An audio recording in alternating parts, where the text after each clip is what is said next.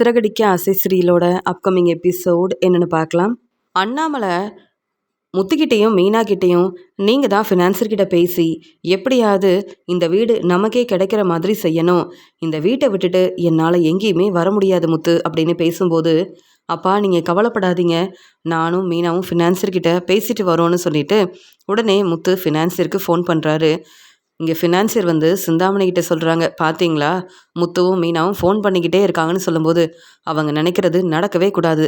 அது மட்டும் இல்லாமல் அந்த வீடு முத்துவுக்கும் விஜயாவுக்கும் கிடைக்கவே கூடாது.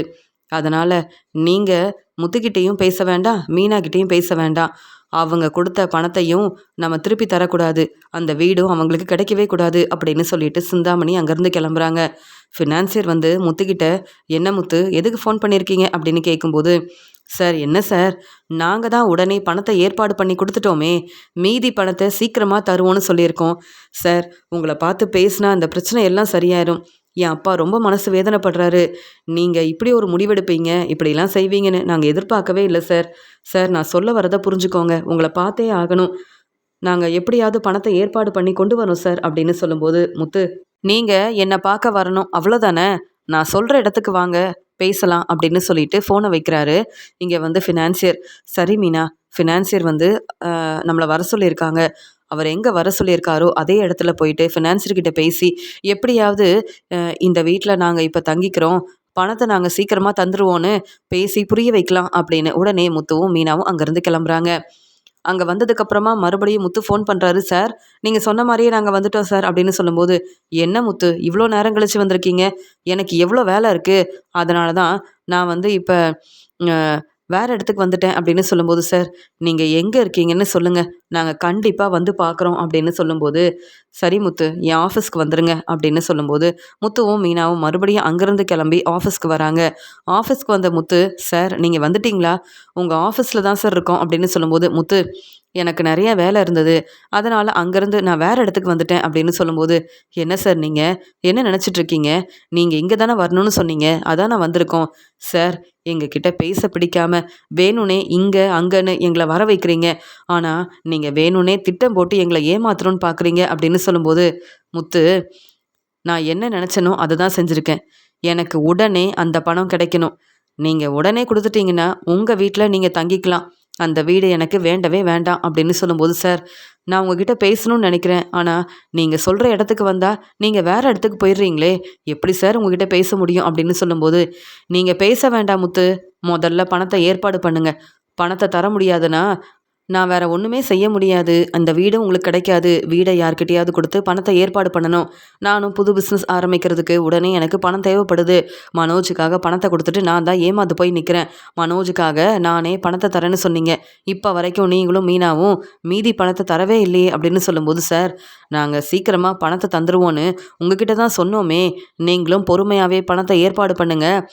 பரவாயில்ல முன்னாடியே இவ்வளோ பணத்தை கொடுத்துருக்கீங்கன்னு நீங்களும் பேசுனீங்கல்ல சார், ஆனால் சிந்தாமணி பேச்சை கேட்டு எங்களுக்கு பிரச்சனை செய்யணும்னு தானே சார் இப்படிலாம் யோசிக்கிறீங்க அப்படின்னு சொல்லும்போது, இல்லை முத்து நான் அப்படிலாம் யோசிக்கல, எனக்கு பணம் தேவைப்படுது, மனோஜுக்கு நிறைய பணம் கொடுத்துருக்கேன், அந்த பணத்தை வாங்கணும்னு நினைக்கிறேன், அப்படி பணம் தரலனா வீடை யார்கிட்டையாவது கொடுத்துட்டு அதுக்கான பணத்தை நான் வாங்கினா தானே என் வேலையை பார்க்க முடியும், உங்களுக்கு பணத்தை கொடுத்துட்டு நான் தான் ரொம்ப கஷ்டப்படுறேன் முத்து, இனி உங்களையும் நம்ப முடியாது, நீங்கள் சாதாரண கார் டிரைவராக இருக்கீங்க, உடனே உங்களால் அவ்வளோ பணத்தை ஏற்பாடு பண்ண முடியாது, முடிஞ்சால் அந்த பணத்தை கொண்டு வாங்க, இல்லையா தேவையில்லாமல் எனக்கு ஃபோன் பண்ணாதீங்க, ஃபோனை வைங்க முத்து அப்படின்னு சொல்லிடுறாரு ஃபினான்சியர். பாத்தியா மீனா, வேணும்னே அங்கே வாங்க முத்து இங்கே வாங்க முத்து அப்படின்னு கூப்பிட்டுட்டு நம்ம வரோன்னு தெரிஞ்சுக்கிட்டு உடனே அங்கேருந்து கிளம்பி போன ஃபினான்சியர் எப்படிலாம் பேசுகிறாரு பாரு, இனி ஃபினான்சியர்கிட்ட பேசி எந்த பிரயோஜனமும் இல்லை, ஃபினான்சியர்கிட்ட பேசினாலும் சிந்தாமணி பேச்சை தான் கேட்பார் ஃபினான்சியர்னு ரொம்ப தெளிவாக புரிஞ்சுக்கிட்டேன், இது எல்லாமே அந்த சிந்தாமணியோட வேலை தான் மீனா அப்படின்னு சொல்லும்போது,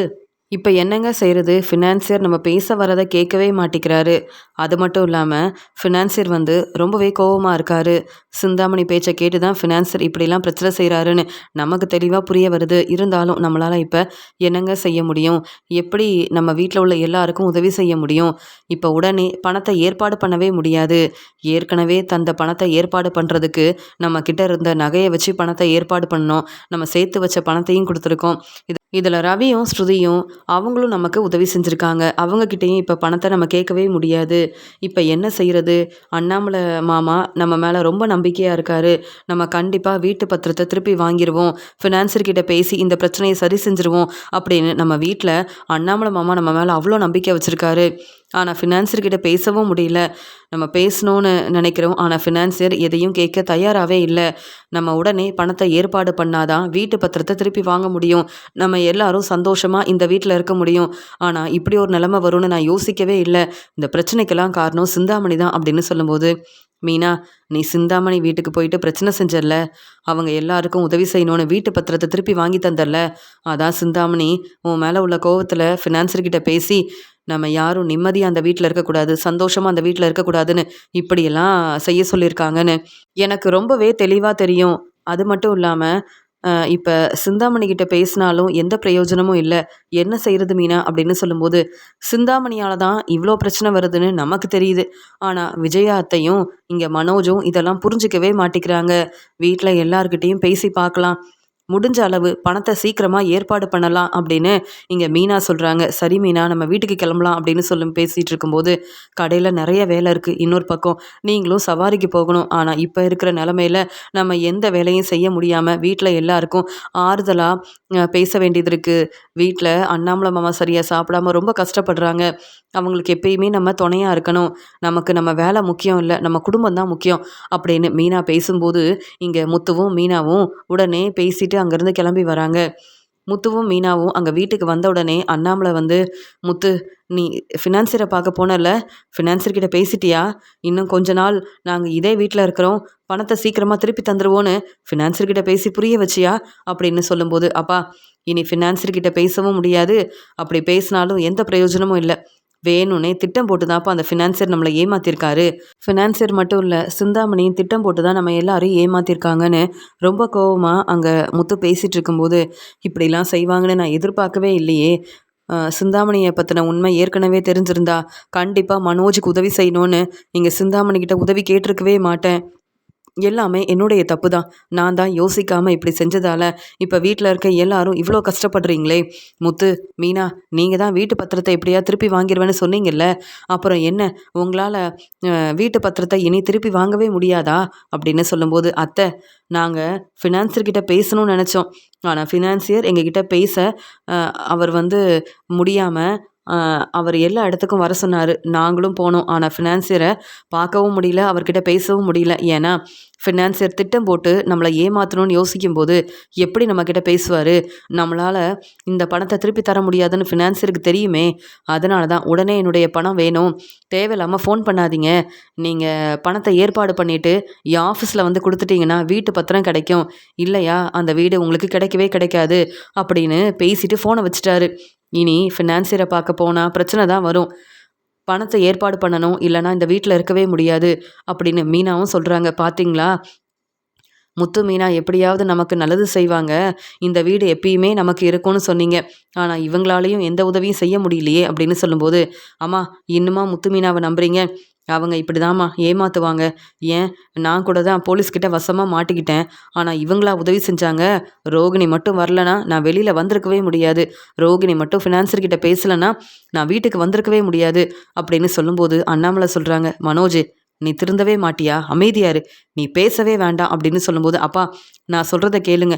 இந்த வீடு முக்கியமா இல்லை நம்ம தலை நிமிர்ந்து நிற்கணுமான்னு நீங்கள் தான்ப்பா யோசிக்கணும். பேசாமல் இந்த வீடை யார்கிட்டையாவது கொடுத்து பணத்தை ஏற்பாடு பண்ணி கொடுப்போம்ப்பா, அதுக்கப்புறமா என்னன்னு பார்த்துக்கலாம். அப்பா, அவங்க எல்லாரும் வந்து பிரச்சனை செஞ்சாங்கன்னா அப்புறம் சொந்தக்காரங்க தெரிஞ்சவங்கன்னு எல்லார் முன்னாடியும் நம்ம தலை குனிஞ்சு நிற்கணும். அப்புறம் இத்தனை வருஷமாக உங்களை எல்லாரும் எவ்வளோ பாராட்டி பேசியிருப்பாங்க, ஆனால் இப்போ எல்லாரும் ரொம்பவே ஏளனமாக பேசுவாங்க. இவங்க முன்னாடி நம்ம ரொம்ப கஷ்டப்பட்டு இங்கேருந்து கிளம்பி போகணும். இதெல்லாம் நமக்கு தேவையாப்பா? அப்பா, நான் சொல்கிறத கேளுங்க. அம்மா, நீங்களாவது அப்பா கிட்ட பேசி புரிய வைங்க. இந்த வீடு வேண்டாமா, நம்ம வேற எங்கேயாவது தங்கிக்கலாம் அப்படின்னு சொல்லும்போது, இந்த வீடு என் அப்பா எனக்காக கொடுத்த வீடு. இப்போ உனக்கு உதவி செஞ்சதால நான் இந்த நிலமையில இருக்கேன்.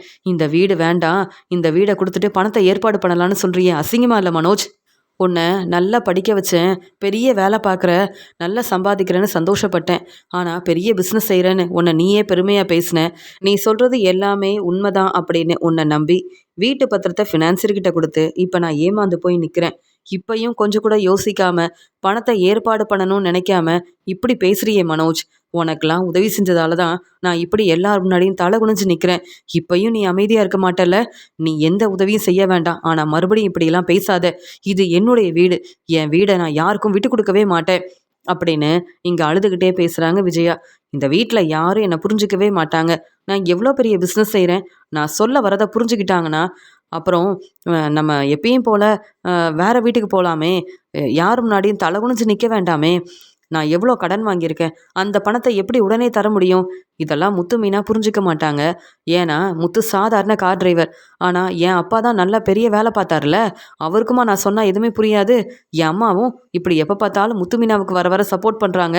நான் சொல்ல வரதை புரிஞ்சிக்கவே மாட்டிக்கிறாங்களே அப்படின்னு ரொம்ப கோவமாக மனோஜ் வந்து யோசிக்கிறாரு. உடனே அண்ணாமலை தன்னுடைய வீடை பார்த்து ரொம்பவே அழ ஆரம்பிக்கிறாரு.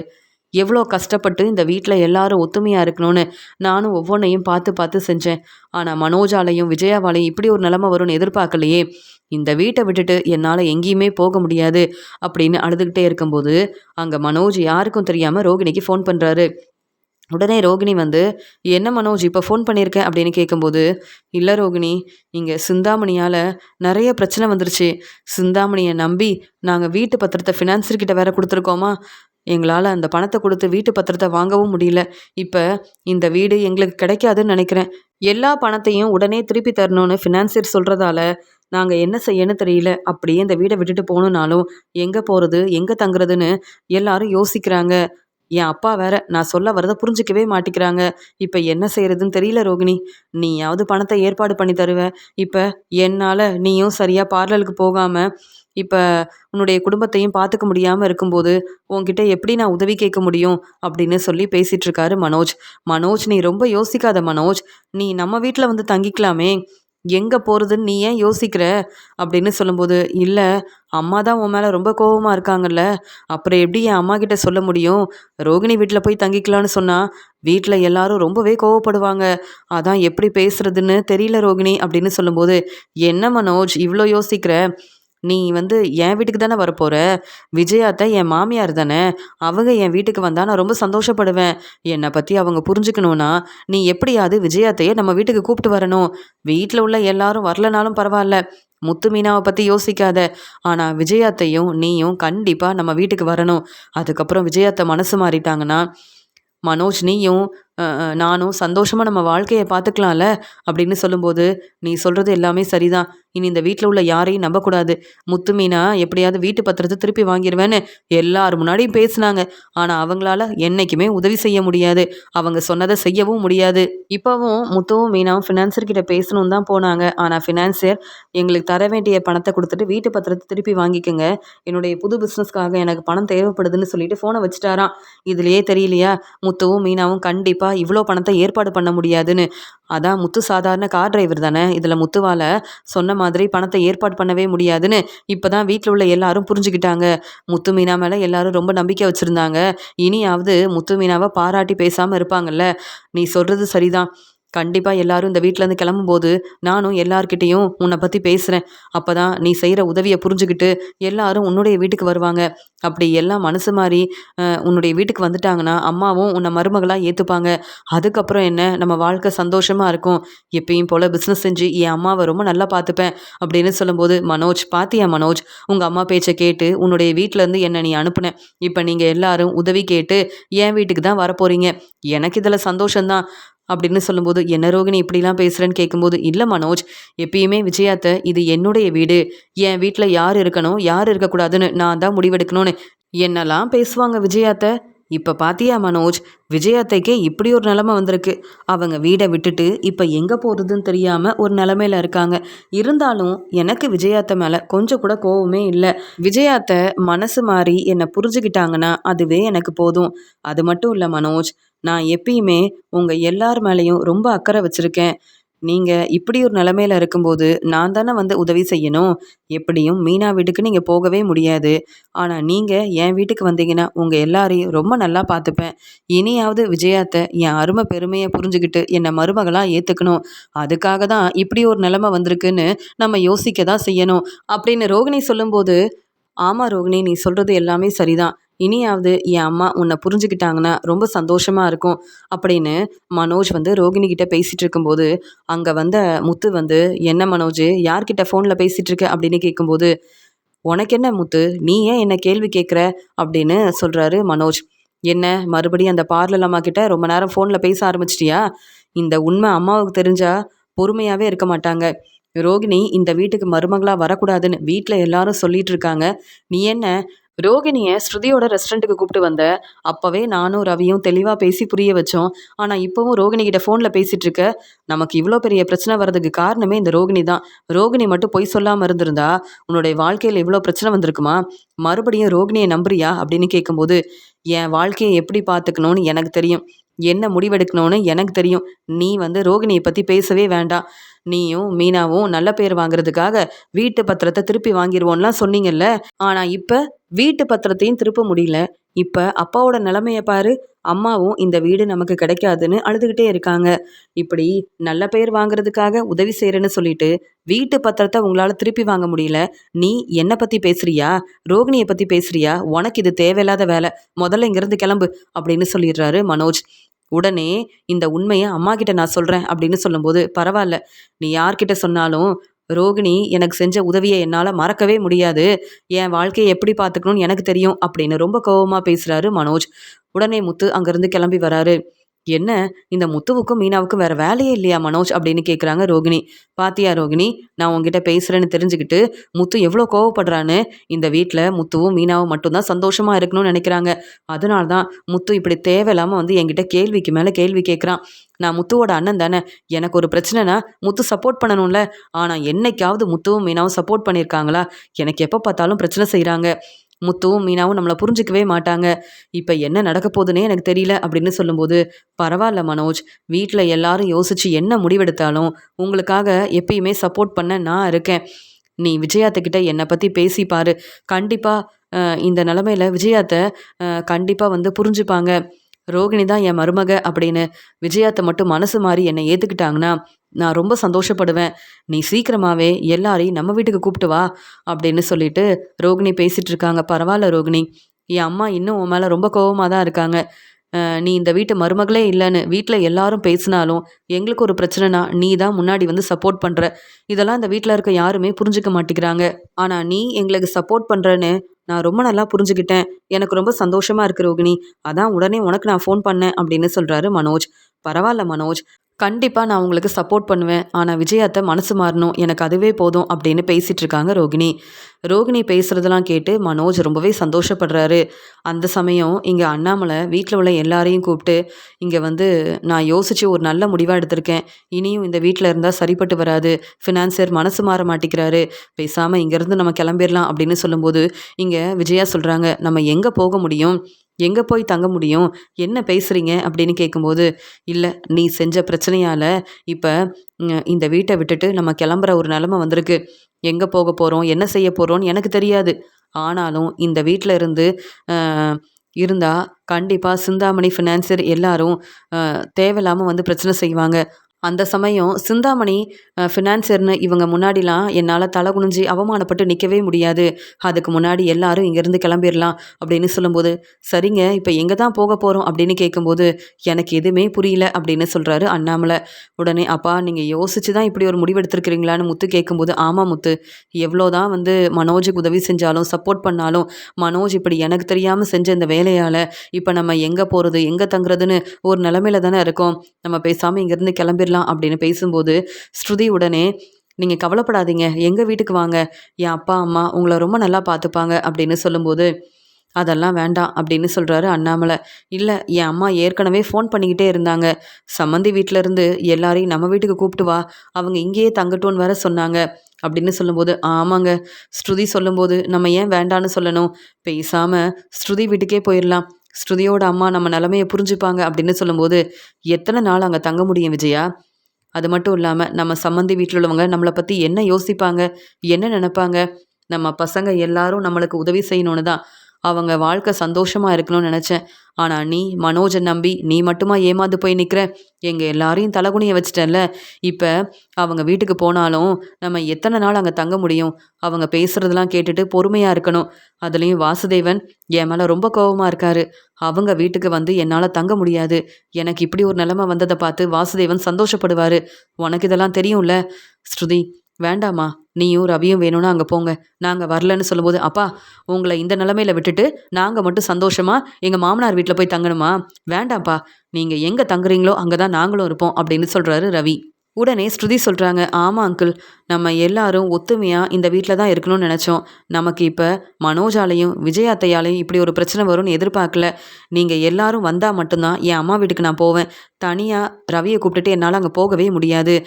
அப்படி அந்த வீட்டுக்கு போனால் எங்கள் வாழ்க்கை சந்தோஷமாக இருக்கும். ரொம்ப நிம்மதியாக வசதியான வாழ்க்கை கிடைக்கும். ஆனால் நம்ம வீட்டில் இருக்கிற மாதிரி எனக்கு இருக்காதுல்ல. நீங்கள் எங்கே தங்குறீங்களோ அங்கேயே நானும் ரவியும் தங்கிக்கிறோம். நீங்கள் எல்லாரும் எங்கள் வீட்டுக்கு வந்தால் எனக்கு சந்தோஷமாக இருக்கும்னு சொல்லும்போது, வேண்டாம் ஸ்ருதி, இப்படி ஒரு நிலமையில உங்கள் வீட்டுக்கு போகிறது எனக்கு சரியாக தெரியலன்னு சொல்லும்போது, ஆமாப்பா, ஏற்கனவே ஸ்ருதியோட அம்மா சுதாவும் வாசுதேவனும் எப்போ பார்த்தாலும் நம்மளை ரொம்பவே ஏளனமாக பேசுவாங்க. அப்படி இருக்கும்போது இந்த நிலமையில ஸ்ருதி வீட்டுக்கு போனால் சரிப்பட்டு வராது. நீங்கள் யோசிச்சு தான் இப்படி ஒரு முடிவெடுத்திருக்கீங்கன்னு எனக்கு தெரியும். ஆனால் இப்போ எங்கப்பா போகிறது அப்படின்னு முத்து கேட்கும்போது பதில் பேசாமல் அழ ஆரம்பிக்கிறாரு அண்ணாமலை. என் பசங்களுக்கு இப்படி ஒரு நிலைமை வரும்னு நான் எதிர்பார்க்கவே இல்லை. எனக்கு எந்த பிரச்சனை வந்தாலும் பரவாயில்ல. ஆனால் என் பசங்க எல்லாரும் அவங்க வாழ்க்கையை ரொம்ப நிம்மதியாக பார்த்துக்கணும், சந்தோஷமாக பார்த்துக்கணும்னு நினச்சேன். ஆனால் இப்படி நடந்துருச்சு அப்படின்னு ரொம்ப மனசு வேதனைப்படுறாரு அண்ணாமலை. எல்லாரும் அவங்க பையன் எடுத்துக்கிட்டு அங்கேருந்து கிளம்பி வரும்போது உடனே இங்கே விஜயா சொல்கிறாங்க, நமக்குன்னு உதவி செய்ய யாருமே இல்லை பார்த்தீங்களா அப்படின்னு சொல்லும்போது, விஜயா, நீ முதல்ல யாருக்கு உதவி செஞ்சிருக்க? நமக்கு ஒரு பிரச்சனைன்னு உடனே தேடி வந்து உதவி செய்கிறதுக்கு. நீ எல்லாருக்கும் பிரச்சனை செய்வ, யாரையும் புரிஞ்சிக்க மாட்ட. அதனால தான் நமக்கு இப்படி ஒரு நிலைமை வந்திருக்கு. நீ மட்டும் மனோஜுக்கு உதவி செய்யாமல் இருந்திருந்தா நம்ம வீட்டிலே இருந்திருப்போமே. நீ செஞ்ச பிரச்சனையால் இப்போ எங்கே போகிறதுன்னு தெரியாமல் இந்த நிலமையில வந்து நிற்கிறோம். நம்ம வீடை பார்த்தியா? எவ்வளோ ஒத்துமையாக சந்தோஷமாக இருந்த வீடு. ஆனால் இப்போ நம்ம வீட்டை விட்டுட்டு நம்ம எல்லாரும் கிளம்பிட்டோம். இப்போ உனக்கு நிம்மதியா, சந்தோஷமா அப்படின்னு கேட்கும்போது, அப்பா என்னப்பா எப்போ பார்த்தாலும் அம்மாவை கேள்வி கேட்டுக்கிட்டே இருக்கீங்க? உங்ககிட்ட சொல்லாமல் வீட்டு பத்திரத்தை ஃபினான்சர்கிட்ட கொடுத்துருக்க கூடாது தான். ஆனால் இந்த எல்லா பணத்தையும் நான் ஃபினான்சர்கிட்ட கொடுப்பேன்னு சொன்னது முத்துவும் மீனாவும் தானப்பா. நான் எவ்வளோ பெரிய பிஸ்னஸ் செய்கிறேன், என்னாலேயே அந்த பணத்தை ஏற்பாடு பண்ண முடியாதுன்னு தெரிஞ்சுக்கிட்டு அமைதியாக இருக்கும்போது, முத்துவும் மீனாவும் நல்ல பேர் வாங்குறதுக்காக எப்படிப்பா இப்படி பேச முடியும்? எதுக்காக அவங்க இப்படி பேசணும்? அதனால தான் முத்து மீனாவால் தான் இப்போ இவ்வளோ பெரிய பிரச்சனை வந்திருக்கு. அது மட்டும் இல்லைப்பா, இந்த மீனா என்ன செஞ்சுருக்காங்கன்னு தெரியுமா அப்படின்னு சொல்லும்போது, மீனா என்ன செஞ்சா உனக்கு என்ன தெரியும் அப்படின்னு கேட்குறாரு முத்து. மீனாவை பற்றி பேசும்போது மட்டும் முத்துவுக்கு ரொம்ப கோவம் வருது. ஆனால் ரோகிணியை பற்றி பேசும்போது நான் கோவப்படக்கூடாதுன்னு வேற அந்த முத்து சொல்கிறான் அப்படின்னு சொல்லும்போது, வீட்டில் இருக்க எல்லாரும் மனோஜை பார்க்குறாங்க. அப்பா, நான் உண்மையை தான் சொல்கிறேன். மீனா வேணும்னே சிந்தாமணி வீட்டில் போய் பிரச்சனை செஞ்சுருக்காங்கப்பா. அதனால தான் சிந்தாமணி ரொம்ப கோவமாக ஃபினான்சர்கிட்ட இப்படிலாம் பேச சொல்லியிருக்காங்க. அதனால தான் ஃபினான்சர் இப்போவே என்னுடைய பணம் எனக்கு திருப்பி வேணும்னு கேட்டிருக்காரு. இப்போ நம்ம வீடையும் விட்டுட்டு எங்கே போகிறதுன்னு இப்படி ஒரு நிலமையில வந்து நிற்கிறோம்ல, அதுக்கு காரணம் நானும் அம்மாவும் கிடையாதுப்பா, இந்த மீனா தான் அப்படின்னு சொல்லும்போது, அப்பா, இதுக்கு மேலே மனோஜ் பேசினா நான் பொறுமையாகவே இருக்க மாட்டேன். ஏற்கனவே எங்கே போகிறது, எப்படி எல்லாரையும் பார்த்துக்கிறதுன்னு நான் ரொம்ப யோசிக்கிறேன். கொஞ்சம் கூட இதை பற்றி யோசிக்காம இந்த மனோஜ் என்னெல்லாம் பேசுகிறான் பாருங்கப்பா. மீனா இந்த வீட்டுக்கு வந்த மருமக. ஆனால் நான் இந்த வீட்டுக்காக என்ன வேணாலும் செய்யலாம். ஆனால் மீனாவும் சரியாக ரெஸ்ட் எடுக்காமல் தூங்காமல் எவ்வளோ வேலை பார்த்துருக்கா தெரியுமாப்பா? வீட்டு பத்திரத்தை திருப்பி வாங்கணும், அந்த பணத்தை ஏற்பாடு பண்ணணும்னு மீனா வர வர சரியாக ரெஸ்ட் எடுக்கிறதே இல்லை. ஏன்னா வீட்டு பத்திரத்தை திருப்பி வாங்குறதுக்காக பணத்தை ஏற்பாடு பண்ணணும்னு கஷ்டப்படுறதெல்லாம் நாங்கள். ஆனால் தேவையில்லாமல் பேசுறது இந்த மனோஜ்பா. இந்த மனோஜ் வந்து திருந்தவே மாட்டான். நீ என்ன பார்லர் அம்மாவை ரொம்ப விட்டு கொடுக்காம பேசுகிற, ரொம்ப சப்போர்ட் பண்ணுற. மீனா ரோகிணி மாதிரி யாரையும் ஏமாத்தலை, பொய் சொல்லலை. இந்த வீட்டில் பொறுப்பான மருமகளாக இருக்கிறது மீனா மட்டும்தான் அப்படின்னு சொல்லும்போது, உடனே ஏன் மீனா மட்டும்தான் எல்லாருக்கும் உதவி செய்கிறாங்களா, சப்போர்ட் பண்ணுறாங்களா? ரோகிணி கிட்ட இப்போ நான் ஃபோன் பண்ணேன்னா நம்ம எல்லாரையும் ரோகிணி அவங்க வீட்டுக்கே கூப்பிட்டு போயிடுவாங்க. ரோகிணி செய்கிற உதவியெல்லாம் நீங்கள் தான் யாரும் புரிஞ்சுக்க மாட்டேங்கிறீங்க. அப்பா, இப்போ நான் உங்ககிட்ட கண்டிப்பாக ஒரு உண்மையை சொல்லியே ஆகணும் அப்படின்னு சொல்லும்போது, உடனே விஜயா வந்து, என்ன மனோஜ், ரோகிணியை பற்றி சப்போர்ட் பண்ணுற, ரோகிணியை பற்றி பேசுகிற, இப்போ உண்மையை சொல்லணும்னு வேற சொல்கிற, என்ன அப்படின்னு கேட்கும்போது, அம்மா, நம்ம இப்போ எல்லாரும் எங்கே போகிறது என்ன செய்கிறதுன்னு தெரியாமல் யோசிக்கிறோம்ல, நம்ம ஏமா இவ்வளோ யோசிக்கணும்? நான் இப்போ சொல்கிறத மட்டும் கேட்டிங்கன்னா எதை பற்றியும் யோசிக்காமல் நம்ம எங்கே தங்குறதுன்னு கூட நினைக்காம கண்டிப்பாக நமக்கு ரோகிணி வந்து உதவி செய்வாங்க அப்படின்னு சொல்லும்போது என்னது ரோகிணியா அப்படின்னு வீட்டில் எல்லாரும் மனோஜ் கிட்ட கேள்வி கேட்கும்போது உடனே ஸ்ருதி சொல்கிறாங்க. ஆமாம் விஜயாத்த, மனோஜ் ரொம்பவே மனசு மாறிட்டாரு. ரோகிணிக்கு தான் ரொம்ப சப்போர்ட் பண்ணுறாரு. ரோகிணியும் மனோஜும் என்னுடைய ரெஸ்டாரண்ட்டுக்கு வந்தாங்க. நானும் ரவி மட்டும் இல்ல. அங்க மீனா, முத்துன்னு எல்லாருமே இருந்தோம். ஆனா, இங்க மனோஜ் வந்து ரோகிணிய கூப்பிட்டுட்டு எங்க ரெஸ்டாரண்ட்டுக்கு வருவாருன்னு நான் எதிர்பார்க்கவே இல்ல. ரோகிணி இப்ப மனோஜ் கிட்ட ரொம்ப சந்தோஷமா பேசுறாங்க. மனோஜ் மனசு மாறிட்டாரு. ரோகிணியவும் ஏத்துக்கிட்டாருன்னு நெனைக்கிறேன். அதனால தான் மனோஜ் இப்படி ரோகிணிய விட்டு குடுக்காம பேசுறாரு. என்ன மனோஜ், இதெல்லாம் விஜய் அத்தைகிட்ட நீங்க சொல்லவே இல்லையா? அப்படின்னு சொல்லும்போது, என்னது ஸ்ருதியோட ரெஸ்டாரண்ட்டுக்கு நீ வந்தியா? அப்படின்னு கேட்கும்போது, ஆமாம்மா. ரோகிணி தான் எங்கேயாவது போயிட்டு வரலான்னு சொன்னாங்க. அது மட்டும் இல்லாம ஸ்ருதியோட ரெஸ்டாரண்ட்டுக்கு என்ன கூப்பிட்டு வந்தது ரோகிணி தாம்மா. ரோகிணிய பத்தி நான் தெளிவா புரிஞ்சுக்கிட்டேன். ரோகிணிக்கு நான் டிவோர்ஸ் குடுக்க மாட்டேன்ம்மா. ரோகிணி நம்ம வீட்டுக்கு மருமகளா வரணும்னு நெனச்சேன். ஆனா நம்ம இப்ப இந்த நிலைமையில இருக்கும்போது, நான் உங்களுக்கு தெரியாம ரோகிணிக்கு ஃபோன் பண்ணேன். ரோகிணி தான் சொன்னாங்க, அங்க இங்கன்னு எதுக்காக போகணும்? தங்குறதுக்கு இடமே இல்லன்னு ஏன் யோசிக்கணும்? நீங்க எல்லாரும் என் வீட்டுக்கு வாங்க. உங்கள நானே பார்த்துக்கிறேன்னு ரொம்ப பொறுப்பா, அக்கறையா ரோகிணி பேசுனாங்க தெரியுமா? இப்படி ரோகிணி நம்ம வீட்ல உள்ள எல்லாருக்கும் சப்போர்ட் பண்ணும்போது, எதுக்கும்மா நம்ம ரொம்ப யோசிக்கணும்? இனி எங்க தங்குறதுன்னு நம்ம யோசிக்கவே வேண்டாம். நீங்க வாங்கம்மா, நம்ம ரோகிணி வீட்டுக்கு கிளம்பி போகலாம் அப்படின்னு சொல்லும்போது, அண்ணாமலை ரொம்ப கோவமா மனோஜ பலார்ன்னு வெளுத்து வாங்குறாரு. நம்ம இப்படி ஒரு நிலைமையில இருக்கிறதுக்கு காரணமே அந்த ரோகிணி தான். நம்ம வீட்டுக்கு மருமகளா வந்ததுக்கப்புறம் ரோகிணி என்னைக்காவது நம்ம குடும்பத்துக்காக சப்போர்ட் பண்ணியிருக்காளா? நல்லது செஞ்சிருக்காளா? உன்னுடைய வாழ்க்கையில பிரச்சனை செஞ்சது போதாதுன்னு, இப்ப ரோகிணி வீட்டுக்கு வேற போகணும்னு நீ மனசு மாறுனதால இப்படிலாம் பேசிட்டு இருக்கியா? அப்புறம் எதுக்காக ரோகிணி நம்ம வீட்டுக்கு மருமகளா வரக்கூடாது? ரோகிணி என்னை ஏமாத்திட்டா. ரோகிணிக்கு சீக்கிரமா டிவோர்ஸ் குடுக்கணும்னு நீ பேசின. உன்ன நம்பி இப்படி விஜயா வேற எல்லா ஏற்பாடையும் செஞ்சுட்டு இருந்தது எல்லாமே உனக்கு தெரியும்ல. இப்ப என்ன புதுசா மனசு மாறியிருக்க? அப்படின்னு சொல்லும்போது, அப்பா என்னப்பா இப்படிலாம் செய்றீங்க? ஏன்ப்பா இப்படிலாம் பேசுறீங்க? ரோகிணி மட்டும் உதவி செய்ய வரலன்னா, நான் மறுபடியும் வீட்டுக்கு திரும்பி வந்திருக்க முடியுமா? என் நிலைமைய புரிஞ்சுக்கிட்டது ரோகிணி மட்டும் தான். உடனே ஃபினான்சியர் கிட்ட அவ்ளோ பணத்தையும் ஏற்பாடு பண்ணி குடுத்து, எனக்காக சப்போர்ட் பண்ணி பேசினது ரோகிணி மட்டும் தான். அதுக்கப்புறம் ரோகிணி பேச்ச தானப்பா நான் கேட்கணும். அப்படின்னு சொல்லும்போது, மனோஜ் என்ன மனோஜ் இப்படி பேசுற? நாங்க சொல்ல வரத புரிஞ்சுக்க மாட்டிக்கிற. ரோகிணிய என்னைக்கும் என்னால மருமகளா ஏத்துக்க முடியாது அப்படின்னு சொல்றாங்க விஜயா. உடனே அண்ணாமலை, பாத்தியா விஜயா, மனோஜ் திருந்தவே மாட்டான். உண்மையாவே உதவி செய்கிறது முத்துவும் மீனாவும் தான். அவங்கள பற்றி மனோஜால புரிஞ்சுக்க முடியல. ஆனால் வேணும்னே திட்டம் போட்டு உதவி செய்கிற மாதிரி ஏமாத்திட்டு இருக்க ரோகிணி தான் ரொம்ப நல்லவங்கன்னு மனோஜ் பேசுகிறத என்னால் ஏற்றுக்கவே முடியல. மனோஜ், நீ இப்படி பேசுகிறத என்னால் என்றைக்கும் ஏற்றுக்க முடியாது. ரோகிணியை நீ வேணும்னா ஏற்றுக்கலாம். ரோகிணி செஞ்ச பிரச்சனையை மறந்துட்டு நீ வேணும்னா இப்படிலாம் பேசலாம். ஏன், நீயும் விஜயாவும் ரோகிணி வீட்டுக்கு போகலாம். ஆனால் எங்களால் அங்கே வரவே முடியாது. ஏன்னா ரோகிணி இந்த வீட்டு மருமகளே கிடையாது அப்படின்னு அண்ணாமலை சொல்லும்போது, என்னப்பா நீங்கள் இப்படிலாம் பேசுகிறீங்க? நமக்கு உதவி செய்கிறது ரோகிணி தான். ரோகிணியை புரிஞ்சுக்காம பேசுகிறீங்களேன்னு சொல்லும்போது, மறுபடியும் இங்கே அண்ணாமலை மனோஜை பலார்னு வெளுத்து வாங்குறாரு. நீ திருந்தவே மாட்ட. உன்னால நாங்க இப்ப இந்த வீடும் இல்லாம இந்த நிலைமையில இங்க வந்து நிக்கிறோம். நீ என்னடான்னா ரொம்ப ரோகிணியை சப்போர்ட் பண்ணி பேசுற, பெருமையா பேசுற. ரோகிணியால மறுபடியும் ஏமாந்து போய் நிப்ப. ஆனா எங்கள தேடி வந்தனா உன்னை நாங்க ஏத்துக்கவே மாட்டோம் அப்படின்னு சொல்லும்போது, மனோஜ் அழுதுகிட்டே, என்னம்மா அப்பா இப்படி கோவமா பேசுறாங்க. எல்லாரும் முன்னாடி நான் தலை குனிஞ்சு நிக்கிறேன். அம்மா, ரோகிணி உதவி செய்றேன்னு சொல்லியிருக்காங்க. நீங்களாவது வாங்கம்மா. பேசாம ரோகிணி வீட்டுக்கு கிளம்பி போகலாம். ரோகிணியை நீங்கள் மருமகளாக ஏற்றுக்கிட்டீங்கன்னா இனி நம்ம வாழ்க்கை சந்தோஷமாக இருக்கும். சீக்கிரமாகவே நம்ம வீடை எப்படியாவது திருப்பி வாங்கிடலான்னு சொல்லும்போது, அதெல்லாம் நடக்கவே நடக்காதுன்னு தெரிஞ்சுக்கிட்டு தானே ரோகிணி சப்போர்ட் பண்ணுறதா வந்து பேசிகிட்டு இருக்கா. நீ வேணும்னா உங்கள் அப்பா பேச்சை கேட்காம இருக்கலாம். உனக்கு நான் சப்போர்ட் பண்ணதால் எனக்கு வந்த நிலைமையே போதும். ஆனால் இனி என் வீட்டுக்காரர் பேச்சை தான் நான் கேட்பேன். நீ கிளம்பு மனோஜ், என் முகத்திலேயே முழிக்காத. இனி உன்னுடைய வாழ்க்கையில் ரோகிணி தான் முக்கியம்னு நினச்சேன்னா எங்ககிட்ட நீ பேசவும் வேண்டாம். இப்போவே நீ ரோகிணி வீட்டுக்கு கிளம்பி போகலாம். நாங்கள் தான் வேணும்னு நினச்சேன்னா எங்கள் பேச்சை கேட்டுட்டு அமைதியா இரு அப்படின்னு சொல்லும்போது, இல்லைம்மா, இப்போ ரோகிணி செஞ்ச உதவியை என்னால் மறக்கவே முடியாது. நீங்கள் யாரும் ரோகிணியை புரிஞ்சிக்கவே மாட்டீங்கன்னு எனக்கு தெரியும். ஆனால் நானும் அப்படி யோசிக்க முடியாதும்மா. ரோகிணி எனக்காக தானே பொய் சொல்லியிருக்காங்க. எனக்காக தானேம்மா ரோகிணி வந்து நம்ம வீட்டில் உள்ள எல்லார்கிட்டேயும் பொய் சொல்லி ஏமாத்திருக்காங்க.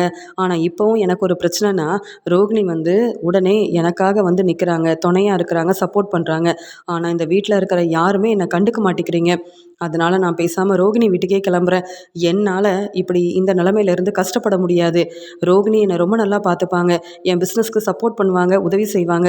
எனக்கு ரோகிணி தான் முக்கியம்னு சொன்ன உடனே அண்ணாமலை ரொம்ப கோவமாக இருக்கிறத பார்த்த விஜயா உடனே மனோஜை பலார் பலார்னு வெளுத்து வாங்குறாங்க. எப்போ பார்த்தாலும் ரோகிணி தான் முக்கியம், ரோகிணி தான் முக்கியம்னு ரோகிணி பேச்சை கேட்டு தான் இப்படி ஒரு நிலமையில வந்து நிற்கிற. இனி இந்த பிஸ்னஸும் இல்லாமல் நீ தான் தலை குனிஞ்சு அவமானப்பட்டு நிற்க போகிற. ரோகிணியை நம்பி போகணும்னு நினைக்கிறல்ல, இனி என்கிட்ட பேசணும், என்னை பார்க்கணும், உதவி கேட்கணும்னு என்னை பார்க்க நீ வரவே வேண்டாம். நீ என் பையனே கிடையாது. உன்னால தான் பிரச்சனை வந்திருக்கு. ஆனால் எதையும் கண்டுக்காம ரோகிணி தான் முக்கியம், ரோகிணி பேச்சை தான் கேட்பேன், நான் வேணும்னா ரோகிணி வீட்டுக்கே போகிறேன்னு பேசுகிறல்ல. உன்னை நம்பி வீட்டு பத்திரத்தை ஃபினான்சர்கிட்ட கொடுத்தது எவ்வளோ பெரிய தப்புன்னு இப்போ தான் நான் புரிஞ்சுக்கிட்டேன். மறுபடியும் என் உதவி உனக்கு தேவைப்படும். ஆனால் என்னை தேடி நீ வரவே வேண்டாம். ஏன்னா உன்னை நான் ஏற்றுக்கவே மாட்டேன். எனக்கு ரோகிணி மருமகளும் கிடையாது, நீ எனக்கு பையனும் கிடையாது. போதுமா? நான் யோசிச்சு தான் இப்படி ஒரு முடிவு எடுத்திருக்கேன் மனோஜ். உன்னை நம்பி நாங்கள் எல்லாரும் ஏமாந்து போய் நிற்கிறோம். ஆனால் நீ நம்மளை ஏமாத்தின ரோகிணியை நம்புறல்ல அப்படின்னு வெளுத்து வாங்குறாங்க விஜயா. பதில் பேசாமல் மனோஜ் அங்கேருந்து அழுதுகிட்டே கிளம்புறாரு.